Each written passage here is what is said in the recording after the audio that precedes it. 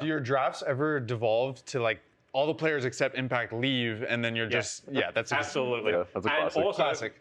sometimes just every now and again, Impact will talk himself around back to the original draft. I mean, that's how it He'll always follow is. his that's logic always all the what way happens. back around to like the exact draft that we had. You always at have the to keep the first draft thing just to the side, so when Yeah. it comes back, you just put it back on the screen. So like, oh, okay, this is start. how we ended Everyone's up like, here. it's beautiful all of a sudden.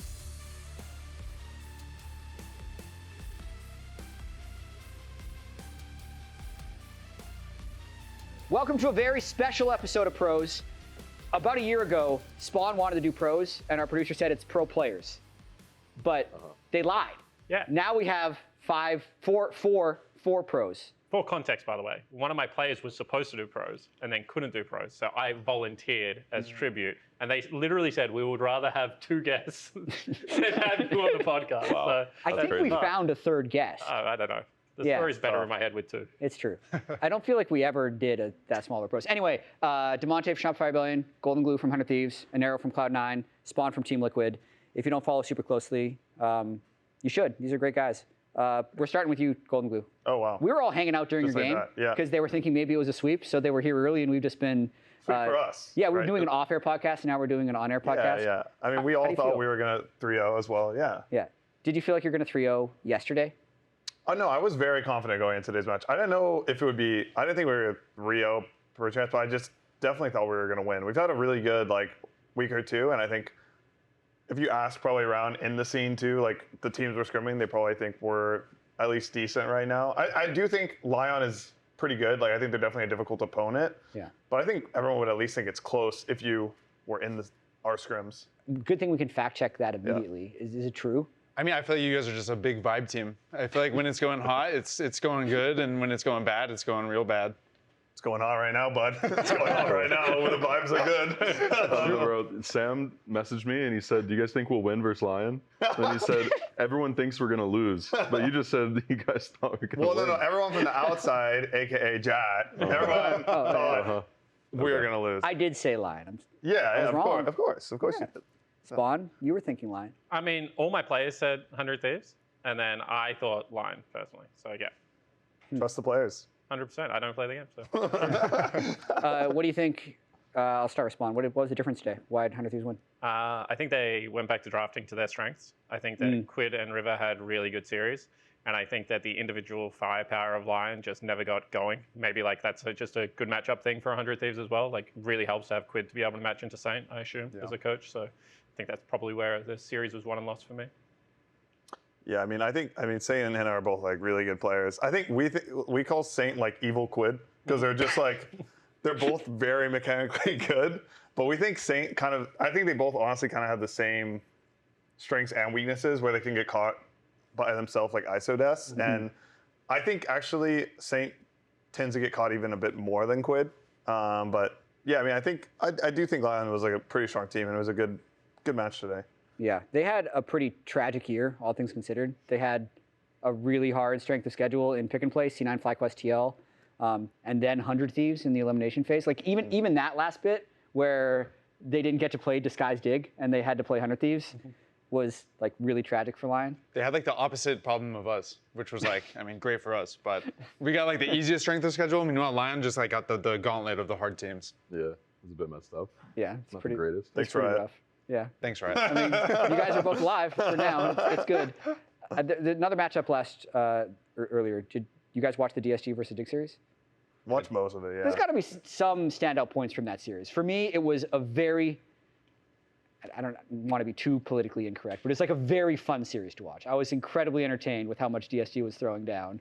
Even XU in the last game just flying around on Lee Sin, just smiting the wrong people, flashing in, kicking back Braum. But dude, they actually dominated. It must have felt really good for DSG to take them down. Is there, I don't need to ask Inero, what's the chances that DSG can beat C9 next week? 10? Yeah. 15? Let's hear it, guys. Really high. What do you think? Really high. Really high? Give it a percent.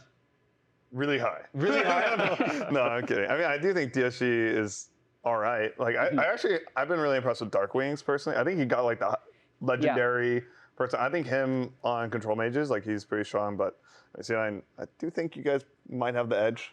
So I know Inero calls himself the LeBron James of drafting. 30% of the Okay, 30%. that's not true. Okay, thank you for correcting. 30% of the time. Okay, is that like the whole That's shtick? important Yeah, context. is that I'm actually bad at drafting. But like 30% of the time, I kind of hit, you know? Yeah, so I feel like you need to like up that percentage up a bit, and like it's a free win. Yeah, dude, I'm trying. But if every you day. don't, it's a free loss. Yeah, I try every single day, bro. Every day I go into draft and I get told, Nick, this is terrible. You suck. You're bad at this. You suck. Dude, me too, bro. I feel that. We used to have, we do a presentation every morning, and like we stopped doing it this split, but it would have like a shit and not shit as our like rating for the draft. And we'd go through, talk about what we liked from it, and then like, shit or not shit? Like, what do we think? And it's a little tracker through the year to see like where it was at. Is that why great. it's 30%? Was the tracker 30% or was it? No, but we counted each shit draft as like 3 bad drafts, and a good draft is just 1. So That's unfair. That's rough. it's like necessary. So you know, a bad draft needs to be punished. And then we had we had to remake as a separate tally.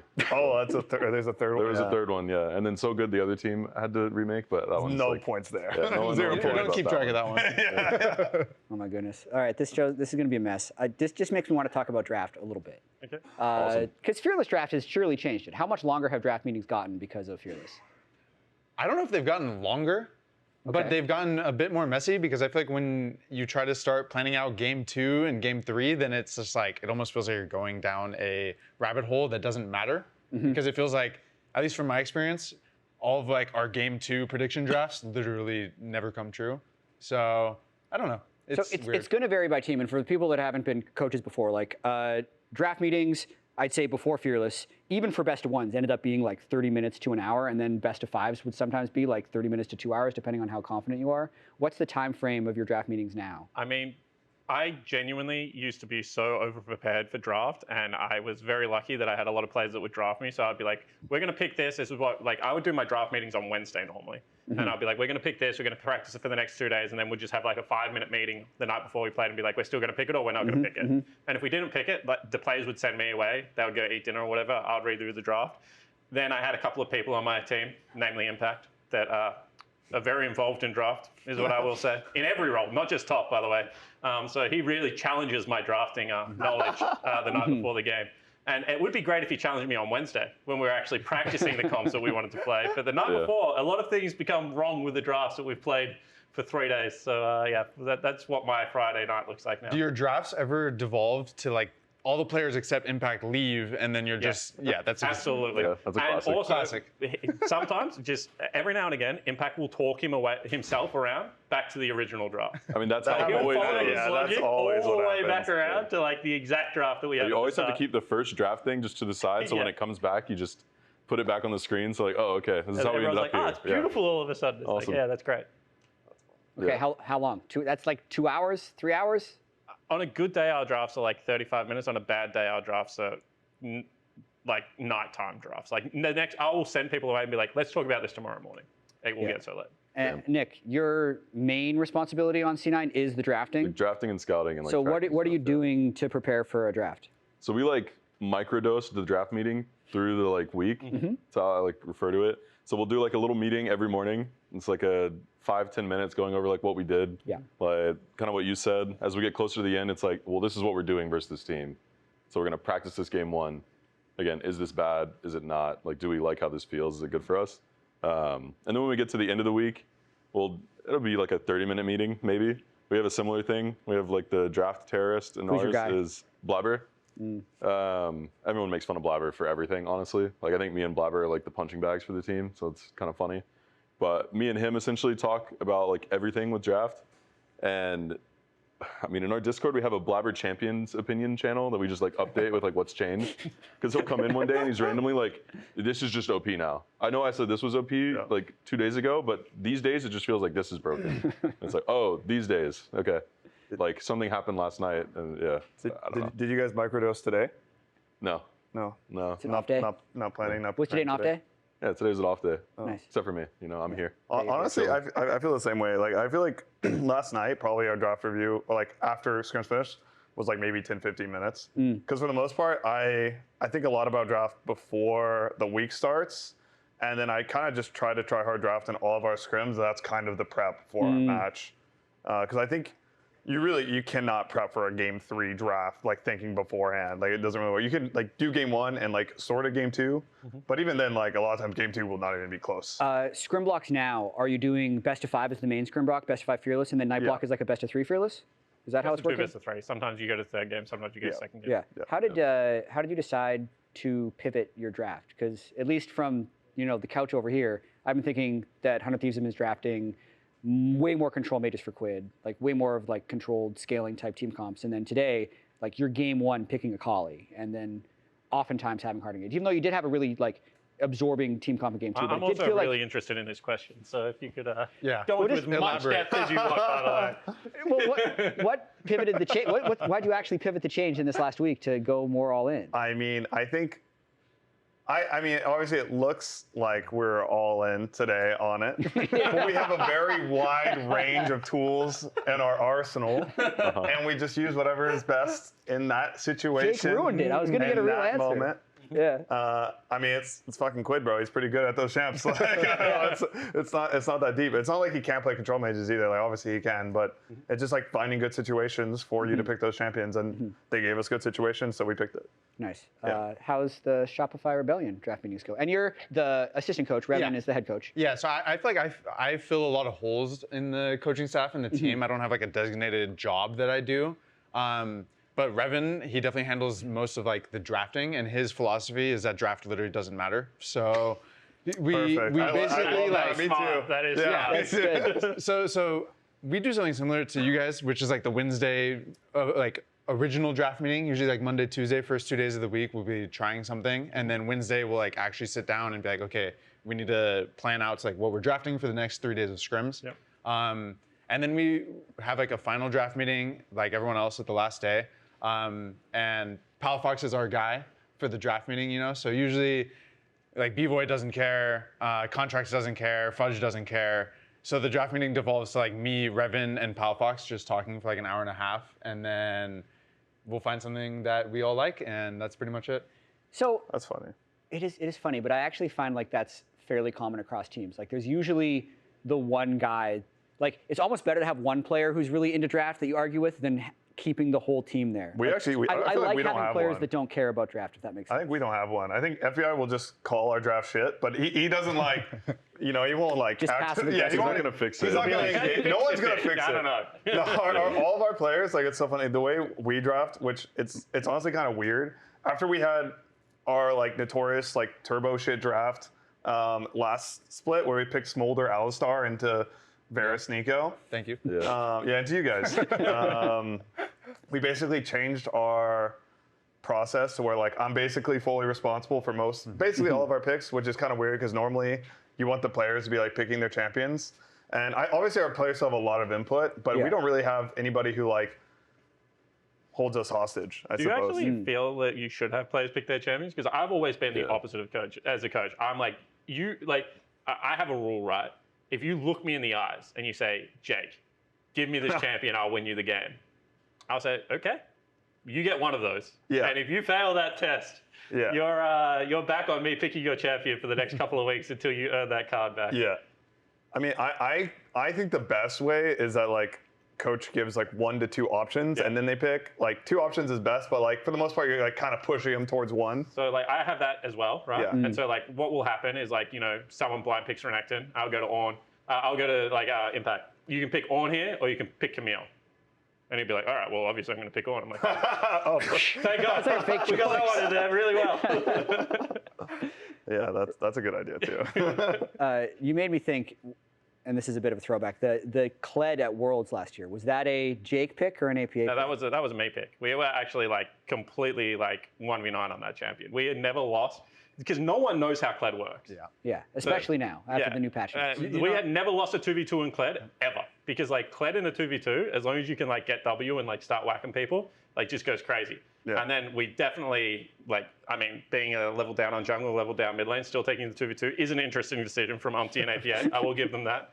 And we did lose that 2v2, but that was the first one we had lost. So yeah. I mean, I was in that series, and when you guys picked Kled, I think all of us were sweating. Yeah. We were just like, no one really knew what was going to happen. But then as soon as the 2v2 got lost, it was like, all right, nice. Yeah. It's completely won. So. Yeah. is completely fine. Okay, we need to do a little bit more previewing of the actual series, as fun as Draft Talk is. We already kind of touched on C9 versus DSG, but I want to talk about C9 versus Shopify last week. It was a shocking upset. Yeah. What happened? I think we definitely played really well that day. I feel like all of our players really kind of connected. I mean, it wasn't like the best games that we've ever played, but it felt like we were just like, I mean, to be honest, it was a 5-game series, so it wasn't like every single game it was like, oh, Shopify played super well. But I think we adapted well throughout the series. And then what stands out for me is like our switch from picking red, or being red all the first 4 games, and then being blue side the last game. I feel like. You guys were picking red? Yeah, we Yeah, picked they were red. picking red. Yeah. Bold. Yeah, and then. We were like, awesome. Sick. Cool. And then game 5, I think the draft was pretty like one-sided. Yeah, like honestly. turbo draft Yeah, gap. so What it was. happened there? Well, as I said in this, so games 1 and 2, this is my stomping ground, okay? Like I win game 1 and 2, Okay. easy. We'll beat anyone in game 1 and 2. We lost game 2, we threw it. Yeah. Classic. You know? Outcon. That's me, classic. Every team I'm on somehow just throws a like free win game. It just happens. So, okay, that was unlucky. Game 3 draft, I have to be shot for that one. It's okay. Move on to game 4. I want to pull up these drafts so we can. Yeah, remind don't worry. people I remember what every it single is. one of them in my head. Yeah. Like I just have Better to be memory cool. than me. Yeah, well, So it was the same as today. This like your guys' series where they picked like Sivir, and we're Yon Malachi Ziggs into Sivir, which is like not actually very good at all. Sivir's just chilling. Yeah, no, the center Sivir was was, like, kind of pumping pretty- us. pretty Sivir was happy with kind of that. pumping us in that game. But instead of them picking Sivir into Ziggs, we saw that and we picked Ziggs. So okay, shoot me. It's all good. Like I should be there to say, don't do that. Don't do that, yeah. Instead, we did that. So yeah, big mistake. We end up where it's just like week early, and then fall behind, and like the game is just too hard to play. Game 4 was a fucky situation. We were in The between Senna thinking. Braum thing, right? Yeah, Senna Braum thing. Like in between, we were honestly thinking we should take red side for that one because it would be better, but we decided like we'll go blue and we don't think that this will happen. It was like a little blabber plan to like get you guys bottom. Yeah. And- Oh yeah, I remember that. It happened. Blabber 1v9 the game. It was just like it was like a trust me. Did do you guys, this. you guys decided that in Champions Select, right? Or was it What? they like blabber ganging bot because of the matchup? Yeah. It was his idea. It was like I can 1v9 the game doing this basically, and he did it. And he 1v9 the game. Yep. So awesome. We take those. And then game 5, once again, unfortunately, I have to be killed. So it's like we have like a whole, obviously like it's like me and Dom do the like scouting for the team, and like we talked about like what we think SR is like weak at, and then we drafted to give you the thing you were absolutely the best at, Yep. and that we are weaker at. Yeah, that the if we had game- just given you the other side, that we think your team would be weaker at, and so it's just like wow. Came off stage and it's like I should be. Game killed. 5 I need was to be killed where I Aatrox, am. Zin, Annie, Jinx, and Leona for Shopify, and you had Gnar, Rek'Sai, Yeah, Rise, Kaisa. dude, I love and that. It's Nico. Rek'Sai. Rek'Sai. Yeah, Everyone Rek'Sai. takes the funny Rek'Sai. pick as like that Yeah. was the problem. Yeah. But actually, if you look at that, their bot lane is so doomed.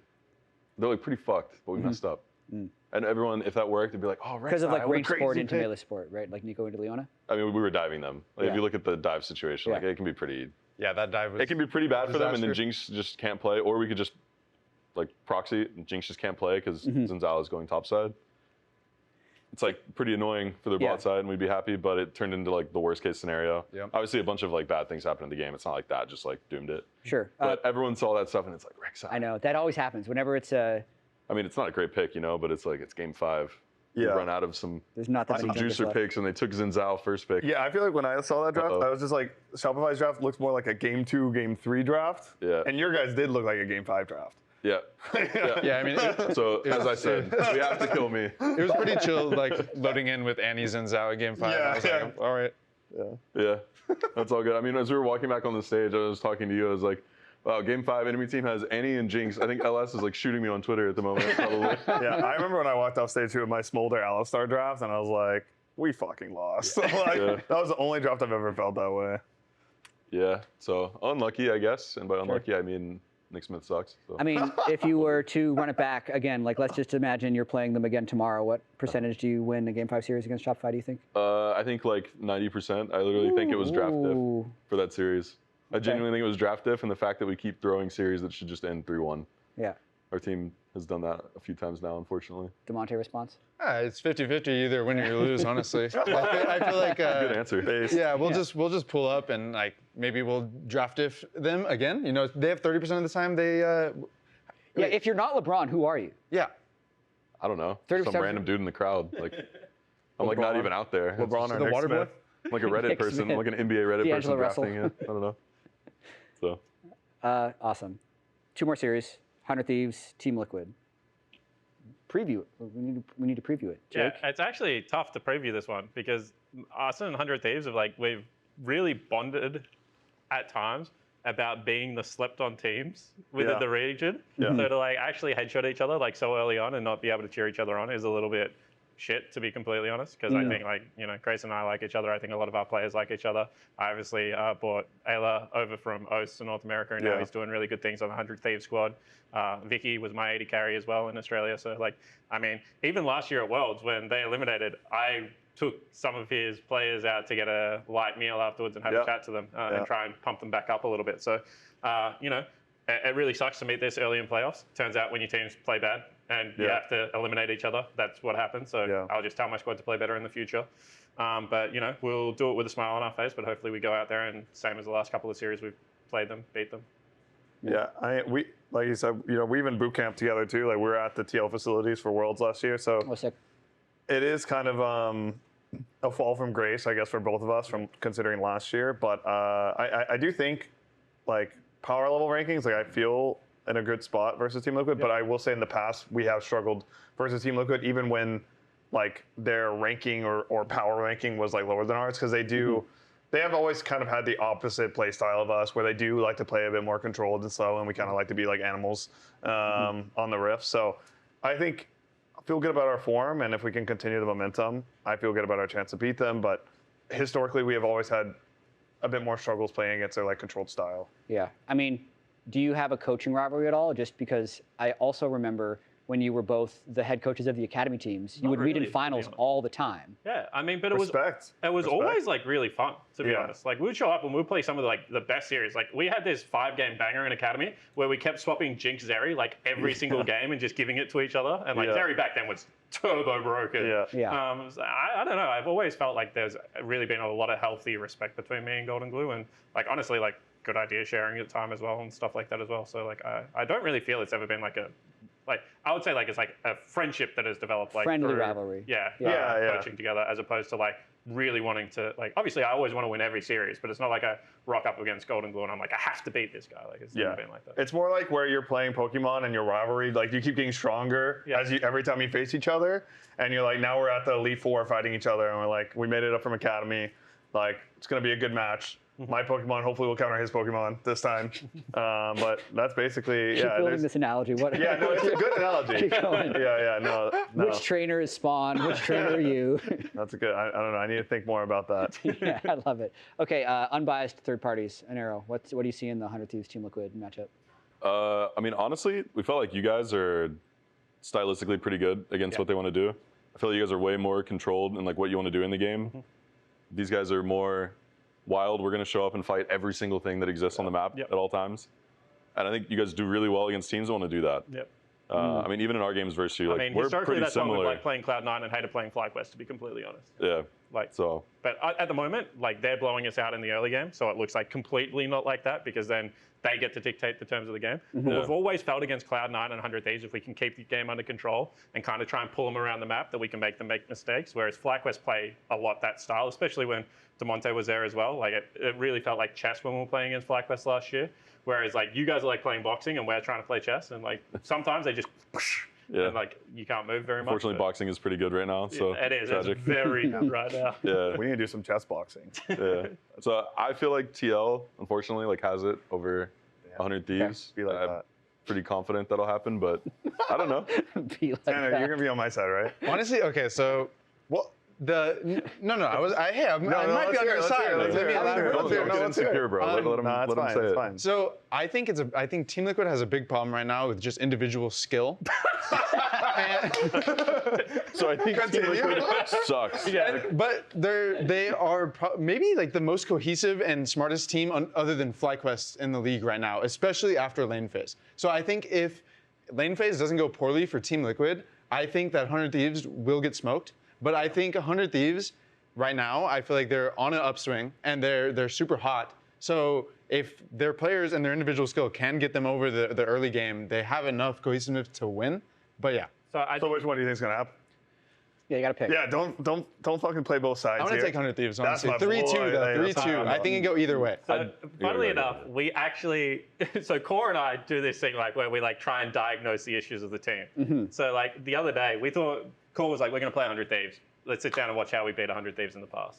So we open up the VOD, and it's like, we watched the first 15 minutes, we're 2,000 gold ahead. And then we open up the next VOD, we're 2,000 gold ahead. We open up the next VOD, we're 2,000 gold ahead. But then you watch the game, and it's like, if they actually get to team fight us, like quite often they were beating us. There was this one game where Quid was playing Ezreal versus our Quirky mid lane, and like we are like 5,000 gold ahead, and Quid just triple kills people, and they get Baron for like free. Yeah. And it's like, so it's always kind of been like that. There was also a Jin Ash game where like we're completely ahead, we're sieging their bottom third turret, like game one of like last year. You guys teleport behind us, wipe us, like win the game, right? So like I felt like it's always kind of been that way. And then Core's like, so where's it going wrong? And I was like, all right, let's pull up our scrim stats against 100 Thieves. And it's like 2,000 gold behind, 2,000 gold behind. And it's like, so we're literally playing from like a 4,000 gold deficit at the moment from where we're used to playing. So like just to echo Damonte's sentiment, because like I haven't been shy about saying it in interviews or anything right now. We know we're like really struggling with a mouse and keyboard at the moment. Like it's a real battle out there with the fingers at times for Team Liquid. And you know, that we prided ourselves last year on being the hardest working team.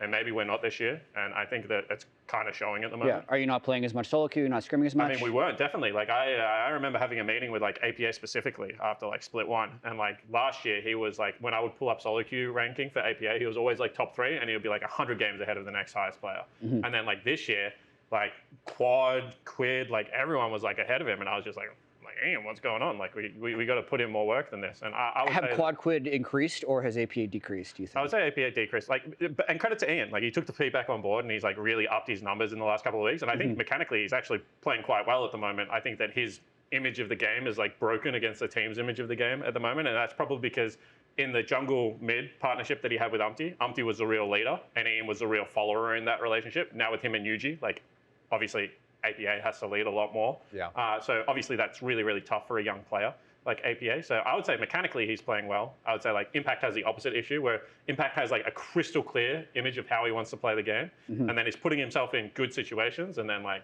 not executing to the level that Impact was executing last summer. Yeah, you mentioned mouse and keyboard problem, but the conversation we always have on the lounge is like that, and we've had other pros talk about this too, that you were really good at lane swaps, and when lane swaps are taken away, it's But that's harder not to true generate because advantages. last spring there was 0 lane swaps and we beat everyone. In Spring. you could still they hadn't taken out of the game yet though. No, like if you watch us versus Flyquest, both 5-game last series. spring in 2024. The not first this, championship we won, we lane swapped 0 times. Yeah. And we had the best laning stats out of literally everyone in the league. Problem Spawn is versus the narrative. that doesn't fit the narrative. So Yeah, I mean, that's why we're here. And then like, I mean, this spring, I don't know like how much you guys like hear about the scrim rumors, but lane swaps changed. And we were terrible at lane swaps in spring. And the only way we actually won is like you guys started like hitting lane swaps a lot. And like we finally figured it out at the very end. But like Split 1 this year, we also were a terrible lane swap team. Until the finals. Very basically. finals, yeah. And then for one weekend, like genuinely, the clouds parted, the sun came out.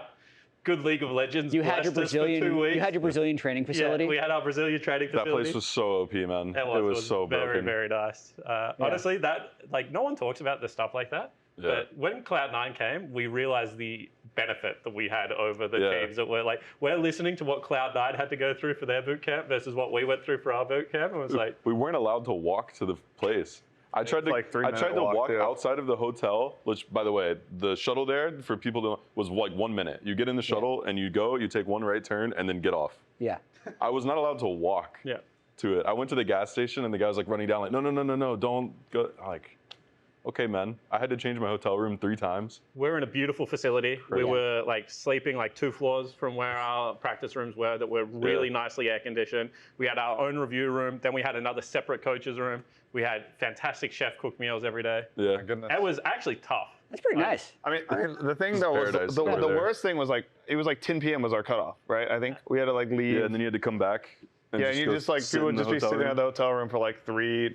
I mean, usually pro players are, they're playing at least till midnight for the Yeah. most part. Like Yeah. they're night owls, so like to have to get cut off at 10 was it was pretty bad. Yeah, Flyquest had a ton of issues with it as well. Same thing. Yeah. Team Yeah. Liquid was just had the big buff from that tournament. But we were all He's not there. denying it. Yeah. We were all there. Yeah. I mean, we showed up and we were just like, wow, no wonder TL won. This is crazy. That's what, because Spooks went over to you Wild. guys' Yeah. thing after we left the boot camp. He's like, wait, what the hell? Like, look at the way how they're living. That infrastructure, that TL infrastructure. That TL infrastructure. Alienware training facilities everywhere. Good plug. We talked a bunch about Team Liquid. What about Shopify? Because I feel like it's been the strangest thing. Split 1 and Split 2, up until the very end of Split 2, you guys had like a 30% win rate. Yeah. But then easier strength of schedule in Split 3. Like I look at your banner, it's as big as Flyquest's, Yeah, not bad. but it doesn't.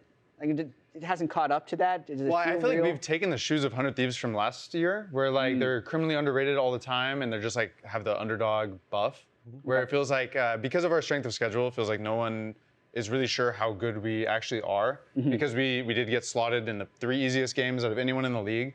But I would say like our match against Cloud9 is definitely a bit of a statement. I don't think by any means we smoked them or shown that like, oh yeah, SR is a definite top 2 team. But I think it shows that like we are in the mix for the top 4 teams right now. And I mean, yeah. Nice. Yeah. Jake, you talking about the incorrect lane swap narrative made me think, like, I just want to give everyone an opportunity. Is there a narrative about your team that you would like to correct on this episode of Pros that you've seen from anywhere? Could be from the co-streaming community, What's the a Twitter Shopify community. narrative? I mean, I think the Shopify narrative was just that everyone thought you guys were fake. Just trash? You were like fake Yeah. 3rd seed or fake like 3-0 team. Palafox had a lot to say. Yeah, I mean, the Palafox narrative this split has been banger. Yeah. Well, it's gone up and down for sure. Yeah. Yeah.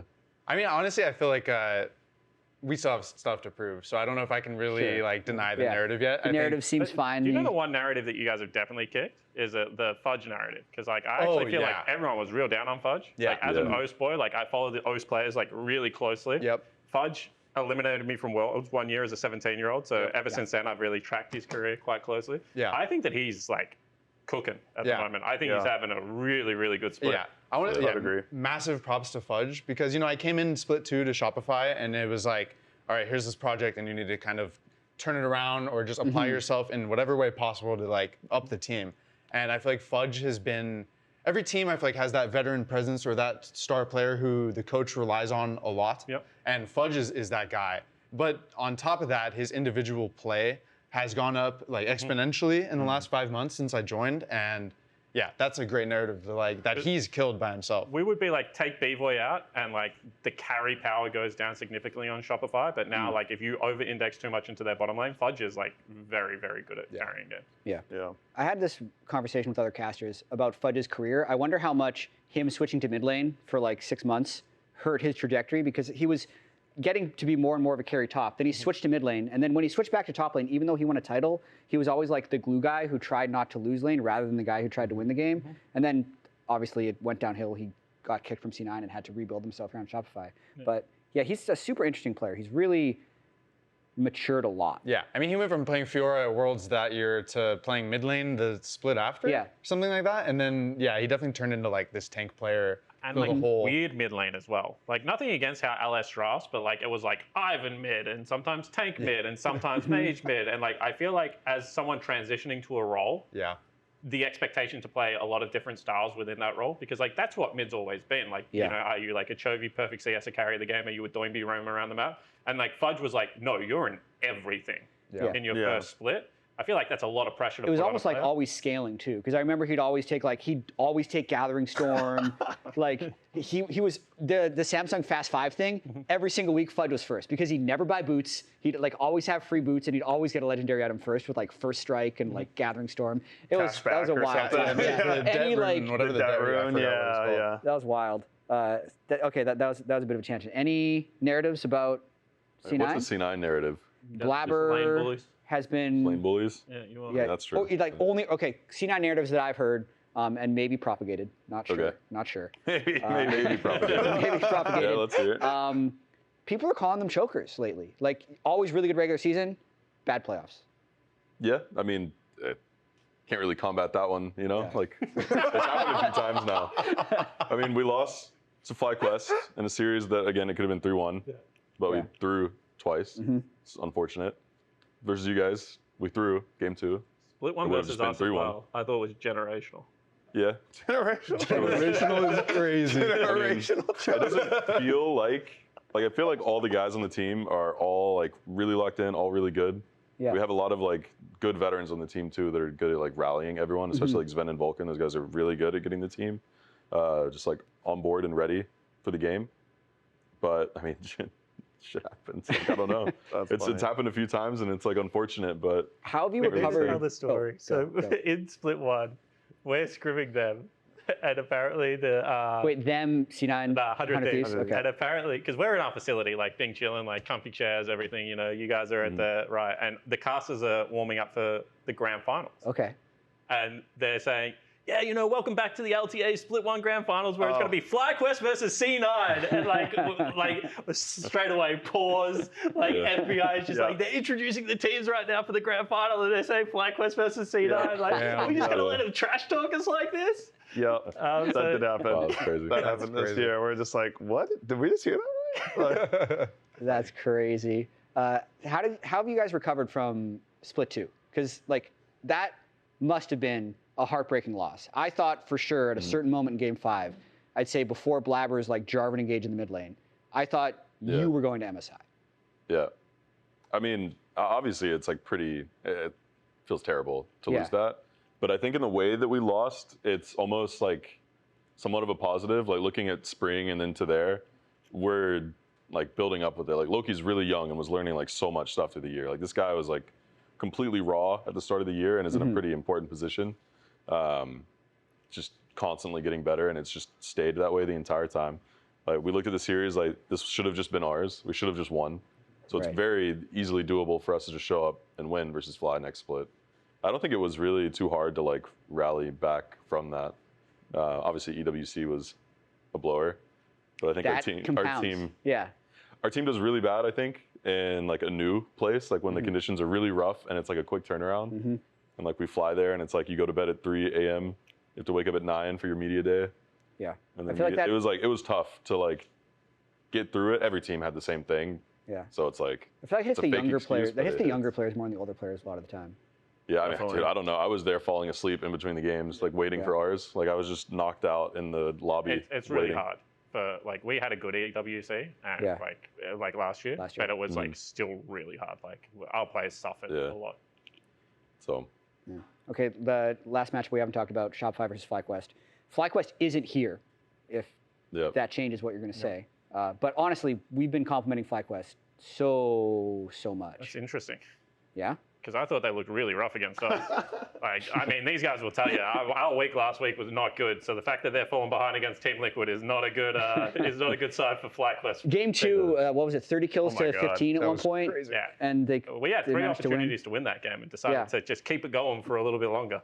Well, they have won pretty much every game, but I feel like they've had a lot of really weirdly close games. Like, I forget the game where Inspired, I did this really strange interview with him after the game. He was on Zin, and he had like 2 or 3 like really questionable deaths.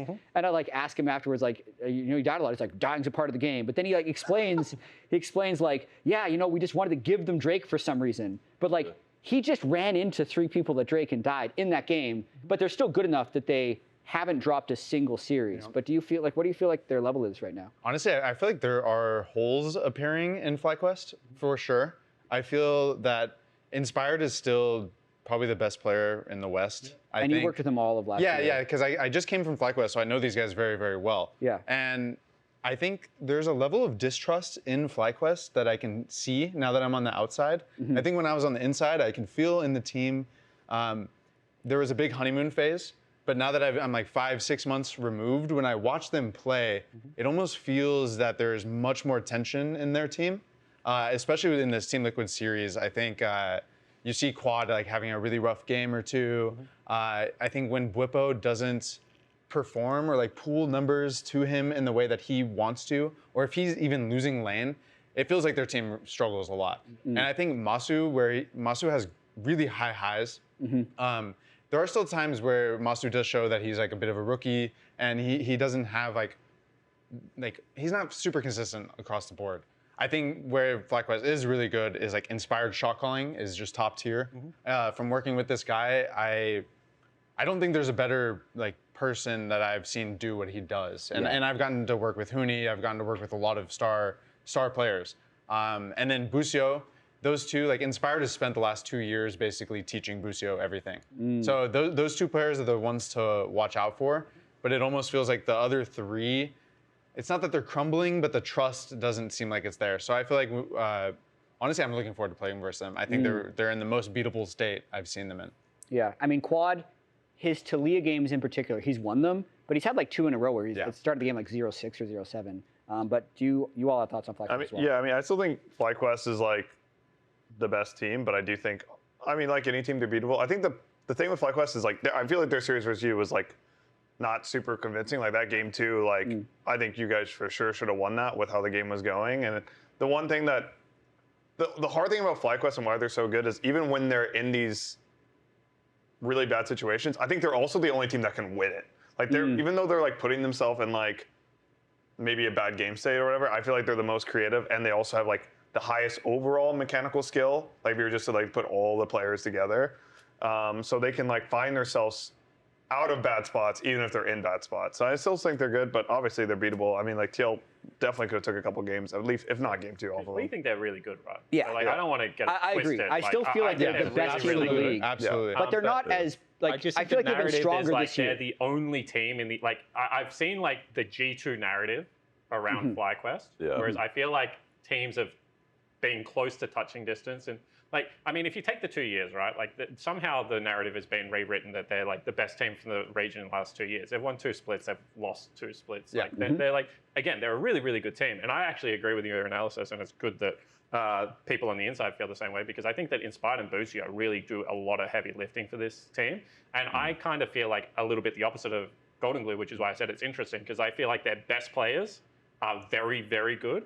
And then the other players are actually behind some, like, for example, like I think Dignitas is the best top laner in the league at the moment. So it's not, I don't think they have the best player in every single role. I just think their best players are insane. Like Busio and Inspired at the moment are like just, in my opinion, like I mean, I the agree. 2 clear best players in their role. I mean, that's why I mean, if, like you could combine like every player together. Okay. Busio Inspired. Make up for the rest of it. Yeah, like their total mechanical skill level is the highest. Whereas But I would not say, in the highest I in would say every role. Loki, Saint, and Quid. I would, if I was picking a mid laner in the league right now, I would probably take all 3 of them over Quad. Completely. Yeah, I mean, I definitely think Quid can do that. It's one of those things that mid is also supporting jungler in there, and then you know, like obviously Busio Inspired are such insane players.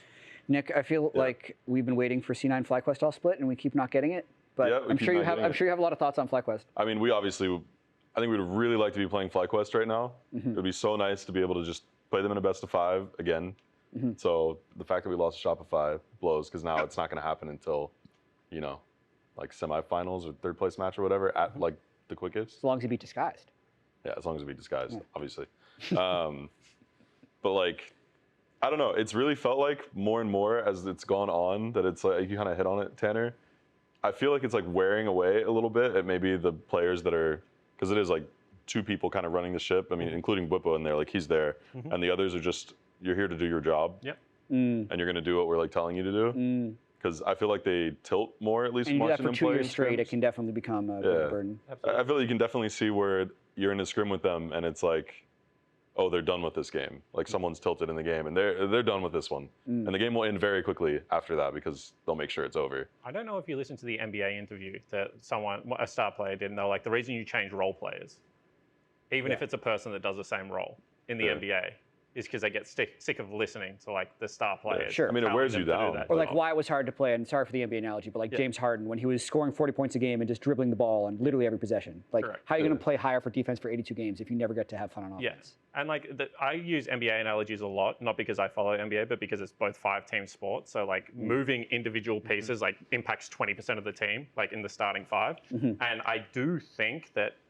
being on top for as long as Flyquest does actually puts more holes in your game as opposed to being like the 2nd or 3rd best team and being able to work your way to be the best team. I think that it's actually much harder to front run in a Well, region like the especially because LTA. they're not actually losing on stage. Yeah. So they can paper over things that are potentially wrong. It is potentially that, but it's also just like you feel like if we just maintain and keep doing what we're doing, we are going to stay above the region. And the blueprint to follow seems at times unattainable because it's like then you start looking like, we would take actually a lot of inspiration from TES. We would call them Dad internally. It's like, what did Dad do on the weekend? So because like we learned how to play the game against them at MSI last year, to be completely honest. So like the actual drive to get better can be quite difficult being the best team from LTA where you don't get cross-pollination. Whereas if you're Gen G, every now and again, I'm sure they just are like, oh, let's scrim AL for a scrim block to just see how China is doing, like LPL is doing, or scrim like the best team from the PCS to see how they're doing. And then, you bring that back and then you get to reincorporate into our game. It's like very insular here. So it is quite hard to front run for a long time. Yeah, absolutely. Yeah. But I was going to say also, I think one of the biggest things with them, so we kind of hit on us like being the chokers or whatever. I think Fly just has consistently had like the clutch factor of like all the teams, like when they are in those like bad situations in the funny game, they just have the players that like clutch it out. Like they find a way to get something to happen. I mean, even in our like game 5 versus them, like we had a situation where we kind of like won the game back after we lost it. And then they found the angle and ended the game anyways, like right behind us. And it's like, then, I mean, they're you mentioned they've only won 2 of the titles. There was the Minions in game 4, but still, Team Liquid was winning game 4, could have pushed it to game 5. Team Liquid had already beaten them in Split 1 in 2024. You were incredibly close to beating them in 20. And then it just happens. I mean, it even happened to Worlds, to be completely honest. Like, people always go to game 3. That was the that's saddest the most series. obvious game 3. But game 1, we had a really big lead. And they were playing a no-engage comp that was completely outranged. I remember that. And my Syndra got hit by a 3rd Q from Cassante.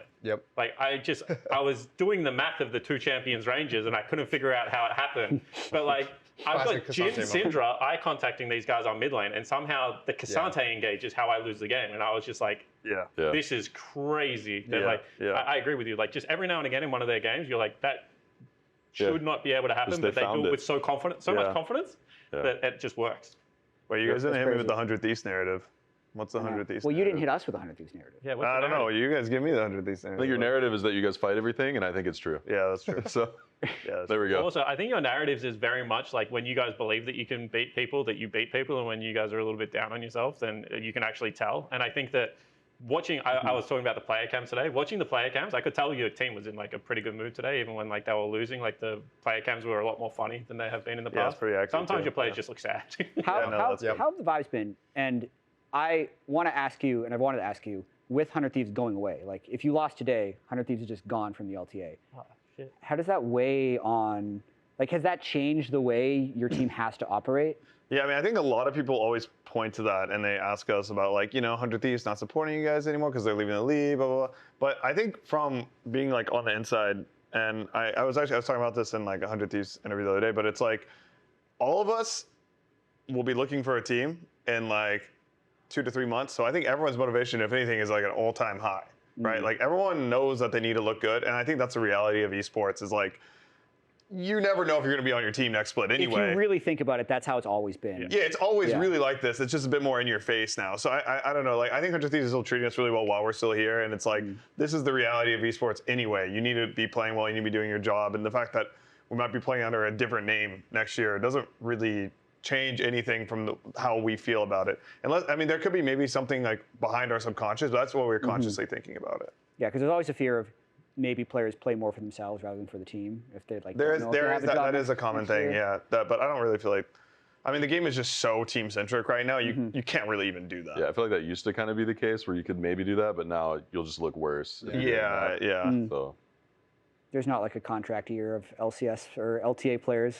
I'm going to take 20 more shots a game and juice my stats. Doesn't work that way. No, you're not going to 1v9 the game like that unless you're just completely stomping your lane every game. I think people can see it too. I feel like the level of like knowledge everyone has is much higher. So I feel like back in the day, people would just look at statistics and they're like, oh, this guy must be goated.